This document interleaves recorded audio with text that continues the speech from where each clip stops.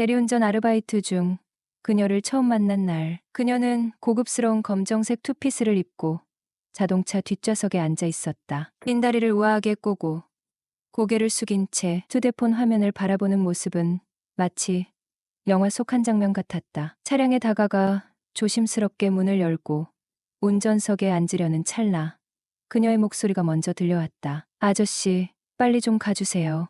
네, 손님. 최대한 안전하고 빠르게 모시겠습니다. 내 우렁찬 목소리에 그녀가 휴대폰에서 시선을 떼고 나를 힐끔 쳐다보았다. 그러더니 내가 아저씨가 아님을 뒤늦게 알아챈 듯 미묘하게 표정이 달라졌다. 어머, 아저씨가 아니라 한참 동생뻘이네요. 아까는 미안했어요. 순간 그녀의 태도가 사뭇 부드러워져 당황스러울 정도였다. 괜찮습니다. 주말에 비까지 오니 충분히 짜증나실 수 있죠. 정말요? 얼굴만큼이나 성격도 참 좋으시네요. 호호. 좋게 봐주시니 제가 감사하죠. 그녀는 성남까지의 요금을 물었고 내가 3만 원입니다라고 답하자 약간 장난기 있는 미소를 지으며 말했다. 그래요? 그럼 5만 원 드릴게요. 안전운전 부탁드려요. 그런 너그러운 배려에 나도 미소로 화답하며 말했다. 감사합니다. 그럼 저도 아름다운 손님과 데이트한다 생각하며 안전운전하겠습니다. 그녀는 내 말을 듣고 환하게 웃으며 응수했다. 아저씨, 말씀도 참 이쁘게 하시네요. 내 맘에 쏙 드는 거 알아요? 맘에 든다니 다행입니다. 이 동네에서 자주 술 드세요? 회사가 근처라 일주일에 한두 번은 마시는 편이에요. 그렇다면 제 연락처를 드릴게요. 대리 필요하시면 언제든 연락 주세요. 좋아요. 좋아. 그렇게 자연스레 연락처를 주고받으며 대화가 이어졌다. 어라? 익숙한 번호인데요. 그녀의 번호를 확인하던 중 내 전화번호 뒷자리와 중간 번호가 같다는 걸 알아챘다. 손님. 번호 중간 자리가 제 뒷자리와 똑같네요. 그녀도 놀란 듯 웃으며 말했다. 어머. 그러네요. 이런 것도 인연인가 봐요. 호호. 그 순간 왠지 모를 묘한 끌림이 느껴졌다. 번호를 금세 외워버린 것도 그 때문일까. 그녀는 웃으며 말했다. 내가 어딘가 홀린 것 같아요. 왜요? 만난 지 5분도 안 된 남자에게 번호를 주다니. 이런 건 처음이거든요. 그만큼 잘 통한다고 느꼈으니 그런 거 아닐까요? 하지만 잘 통하면 더 곤란할 때도 있죠. 잘 맞는 게 뭐가 나쁘겠어요? 서로 잘 통해서 좋은 관계로 발전하면 되는 거죠. 호호. 말은 쉽네요. 아저씨랑. 나이 차도 꽤 날 것 같은데. 남녀 사이의 나이는 숫자에 불과하잖아요. 그리고 손님 정도면 정말 아름다우시잖아요. 어떤 남자가 싫다 하겠어요. 내 칭찬에 그녀는 환하게 웃으며 장난스럽게 물었다. 그럼 20살 연상도 괜찮겠어요? 그럼요. 제 마음은 언제나 열려 있답니다. 요즘 사람들은 정말 대담하네요. 그녀는 우아한 모습에 어울리는 차분한 말투를 지닌 사람이었다. 고급스러운 향수 냄새와 단아한 외모가 매력적이었다. 대화를 이어가다 보니 그녀는 외로움에 대해 털어놓았다. 요즘은 술만 마시면 외로워 죽겠어요. 혼자 사세요? 네, 저 사실 과부예요. 3년 전에 남편이 세상을 떠났거든요. 3년이면 참 많이 버티셨네요. 외로우실 만도 하죠.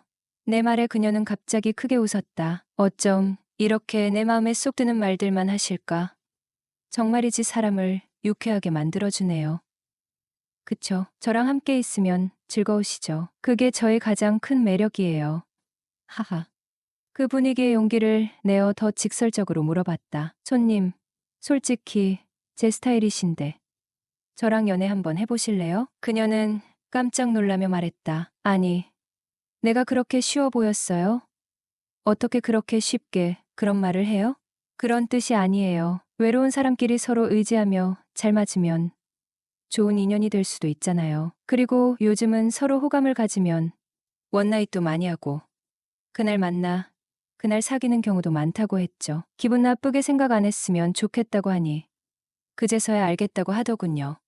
당시 나는 2년 동안 장거리 연애를 하는 여자친구가 있었는데 여자친구는 성격이 불같은 데다 성미도 매우 급해 매일 싸우고 화해하기를 반복하고 있었어요. 진절머리가 날 때였죠. 저 역시 한참 외로울 때였고 새로운 변화가 필요한 시기였습니다. 손님을 목적지까지 데려다 주고 돌아오는 길에 자꾸만 그녀의 전화번호 뒷자리가 머릿속에서 맴돌았어요. 그리고 조금 전까지 나누었던 대화들을 정리해보면 뭔가 이뤄질 수도 있겠다는 생각이 들었죠. 더 솔직히 말하자면 호기심이 컸어요. 40대 여성, 벤츠를 몰고 혼자 살며 사회적으로 성공을 이룬 그녀는 과연 어떤 연애를 할까? 그리고 그런 연애는 어떤 맛일까?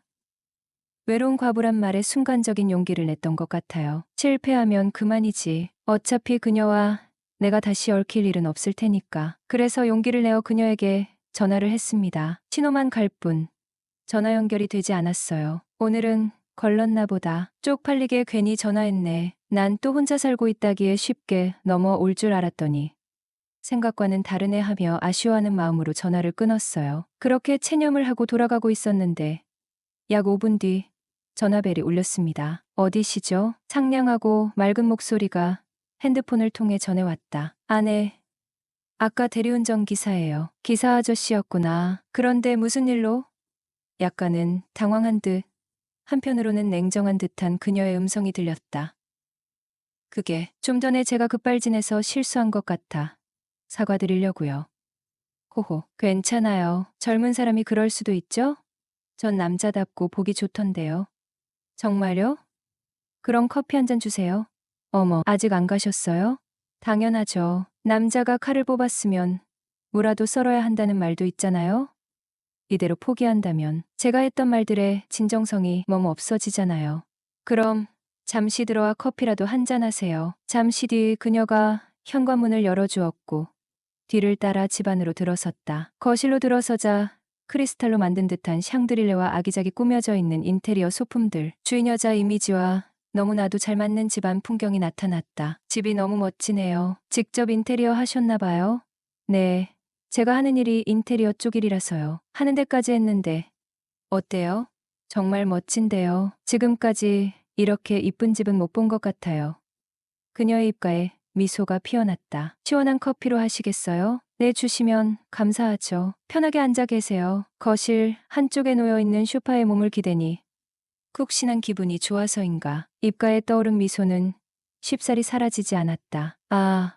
나는 언제 이런 집에서 살아보나. 잠시 후 딸칵 소리가 들리며 그녀가 방 안으로 들어갔다 나왔는데 하얀색 실크 재질의 잠옷을 입고 나온 것이다. 뭐지? 하지만 그쪽으로 자꾸 눈이 간다. 나보고 어떻게 하라는 거야. 커피예요. 집에선 오랜만에 타는 것이라서 맛이 있으려나 모르겠네요. 내 앞에 커피잔을 내려놓고는 반대편 소파에 가서 자리에 앉았다. 순간 나는 어디에 시선을 두어야 할지 망설이듯 이곳저곳을 둘러보며 오른손으로 연신 자신의 얼굴에서 흐른 땀을 닦아냈다. 더우세요? 아니요. 그냥 긴장돼서요. 풋하고 웃음을 터뜨렸다. 좀 전에 그 남자다움은 다 어디 갔대. 갑자기 순진 모드로 변하셨네. 그나저나 얼굴이 잘생기셔서 여자들이 많이 따랐을 것 같은데. 나는 순간 얼굴이 벌개지고 얼굴이 화끈거리는 상황을 타게 하려고 커피잔을 들고 입안 가득 커피를 넣었다가 뜨거움에 다시금 토해내고 말았다. 어머, 뜨거운데 천천히 드시죠. 아, 네. 갑자기 어리숙한 내 행동이 우스운지 그녀의 입가에서 웃음꽃이 사라질 줄 모른다. 근데 내가 그쪽보다 나이가 한참 많을 텐데. 나이 차는 중요하지가 않아요. 어떤 사람인가가 중요한 거죠. 이럴 땐 또 남자답단 말야. 호호. 늦은 시간까지 이런저런 이야기를 하며 점점 우리는 가까워지고 있었다. 그녀는 올해 45살, 나보다 17살이 많았다. 나랑 나이 차가 이 정도인데 감당할 수 있겠어요? 아니, 그건 제가 할 말 같은데요. 17살이나 어린 남자 감당하실 수 있겠어요? 호호. 나도 처음이긴 한데 기사님 정도면 한번 키워볼 만은 하겠어. 저도 사모님 정도면 재롱떨 맛이 나겠는걸요. 호호, 나 이런 기분 처음이야. 남자가 날 이리도 애태우는 건 말야. 이때다 싶었다. 그래서 작심한 듯 물었다. 그럼 사모님 애인으로 저는 어때요? 벌써? 그래도 몇 번은 더 만나보고 결정해야지. 아무리 생각해도 나한테는 너무 빠른 것 같아요. 그럼 이러면 어떨까요? 서로 사생활은 터치하지 않는 선에서 필요할 때만 애인 사이로 지내는 거요. 그녀의 눈동자가 흔들리는 게 보였다. 생각해보세요. 우리가 살면 얼마나 산다고 하루라도 젊을 때 즐기며 살아야죠. 참나, 젊은 사람이 별소리를 다 하네. 좋은 쪽으로 한번 생각은 해보죠. 일단 오늘은 서로가 잘 맞는지 한번 맞춰보는 게 어떨까요?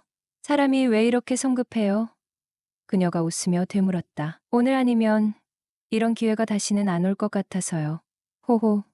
그럴 수도 있죠. 사람이 한번 정신 차리고 나면 생각이 달라질 수도 있으니. 그러니까요.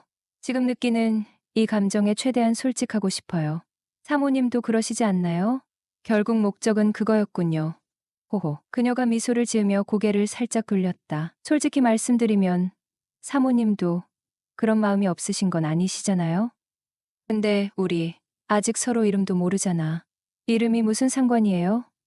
중요한 건 우리가 통하고 있다는 거죠. 뭐, 그건 그렇지만 그래도 자연스러운 분위기라는 게 있잖아요.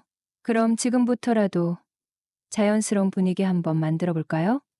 참, 정말 재밌는 친구라니까. 저는 말만 재미있는 게 아니라 다른 것도 꽤 잘합니다. 그래요? 그런 말 들으니깐 갑자기 흥미가 생기네요. 그녀는 장난스럽게 말하며 웃었다. 그날 밤은 세상의 모든 것들이 아름답게 보이고 내가 영화 속 주인공이 된 것 같았다. 너무나도 행복한 시간이었다. 안녕하세요. 20대 후반의 미혼남입니다. 전북 남원에서 태어나 서울로 대학을 진학하며 지금까지 서울에서 생활하고 있어요. 사실 저는 노는 걸 좋아해서 또래보다 공부를 조금 늦게 시작했습니다. 재수 끝에 소위 명문대라 불리는 학교에 들어갔고 군복무도 평범한 곳에서 하고 싶지 않아 해병대를 지원해 복무를 마쳤습니다. 저에겐 17살 연상의 여자친구가 있습니다. 대리운전 아르바이트를 하던 시절 술에 취한 진상 고객으로 처음 만났고 그 만남이 연인으로까지 발전했어요. 사귄 지 1년이 넘었는데 처음엔 단순한 호기심에서 시작한 관계가 지금은 깊은 애정으로 바뀌었습니다. 문제는 여자친구와 그녀의 가족이 결혼에 대한 이야기를 꺼내면서부터 시작됐습니다. 여자친구는 현재 그녀의 아버지와 함께 꽤 이름 있는 인테리어 회사를 운영하고 있어요. 교제 8개월 즈음부터 결혼과 미래에 대한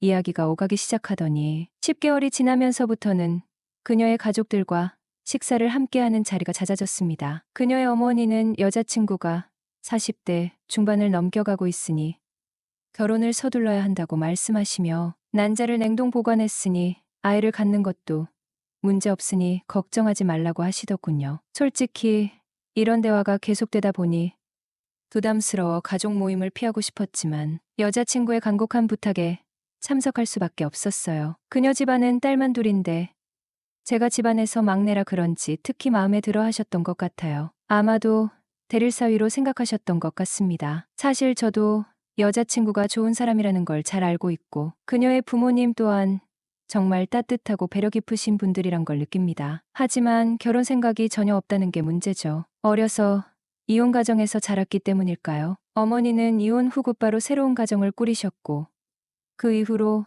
저와의 왕래는 끊어졌습니다. 어머니의 사랑을 받지 못하고 자라면서 연애는 몰라도 결혼은 하고 싶지 않다는 생각을 늘 품고 있었어요. 아이를 낳고 기르는 것에 대한 부담감도 컸고요. 여자친구에게 이런 솔직한 마음을 털어놓는다면 그녀와의 관계가 소원해지거나 최악의 경우 헤어짐으로 이어질까 봐 두려웠습니다. 그래서 결혼 이야기가 나올 때마다 아직은 이르다. 조금 더 만나보자고 둘러댔어요. 하지만 언제까지 이런 식으로 미룰 수 있을지 마음이 점점 무거워지고 있었죠. 어느 날 여자친구의 아버지가 입원하셨다는 소식을 들었습니다. 자수성가한 그녀의 아버지는 늘상 바쁜 삶을 살아오셨죠. 그러다 최근 건강이 급격히 나빠졌고 여자친구는 병원에서 아버지를 간호하며 힘겨운 시간을 보내고 있었어요. 제가 병문안을 갔을 때 아버지는 저를 붙잡고 우리 딸 항상 너를 믿고 의지하더라. 내가 없더라도 내가 우리 딸을 지켜줄 수 있겠냐라고 말씀하셨습니다. 그 순간 제 마음 한구석이 뭉클해졌습니다. 어릴 적 제가 느꼈던 결핍, 어머니와의 단절로 인해 스스로 만들어낸 결혼에 대한 벽이 떠올랐거든요. 그리고 여자친구를 통해 제가 얼마나 많은 사랑과 지지를 받고 있는지도 깨달았죠. 여자친구, 가족의 관심이 부담스러운 게 아니라 저를 진심으로 받아들여주는 사랑의 표현임을 그제 알게 되었습니다. 이런 게 바로 행복한 가족이란 거구나. 그 후, 저는 여자친구와 진지하게 대화했어요. 제가 느꼈던 결혼에 대한 두려움과 과거의 상처들, 특히 엄마에게 버림받은 상처, 솔직히 털어놓았습니다.